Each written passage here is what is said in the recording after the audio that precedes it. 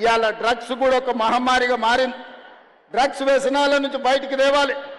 గంజాయి డ్రగ్స్ ఈరోజు పెద్ద సమస్యగా మారింది. ప్రేమగా పెంచుకునే పిల్లలు మిత్రులతోటో విలాసాలతోటో లేకపోతే చిన్న చిన్న దురలవాట్లయి ఈరోజు గంజాయికి బానిసలయ్యే పరిస్థితి ఉంది.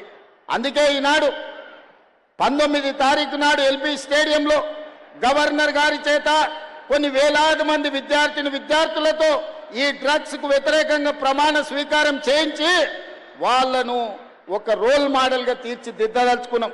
అందుకే ఈ పాఠశాల విద్యార్థులకు నా సూచన, ఎక్కడైనా గంజాయి తాగినట్టు కానీ గంజాయిని చూసినట్టుంటే తక్షణమే పోలీసు వాళ్ళకి చెప్పండి. మీరే మా సమాచార వ్యవస్థ.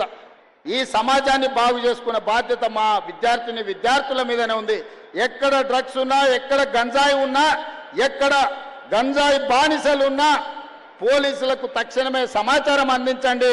వాళ్ళ మీద కఠినమైన చర్యలు తీసుకోవడానికి ఈనాడు మన ప్రభుత్వం ఉన్నది. అందుకే మిత్రులారా, ఈరోజు తెలంగాణ రాష్ట్ర ప్రభుత్వం ఒక అద్భుతమైన కార్యక్రమాన్ని తీసుకున్నాం. ఈ కార్యక్రమాన్ని ముందుకు తీసుకెళ్లడానికి మీ సంపూర్ణమైన సహకారం కావాలి.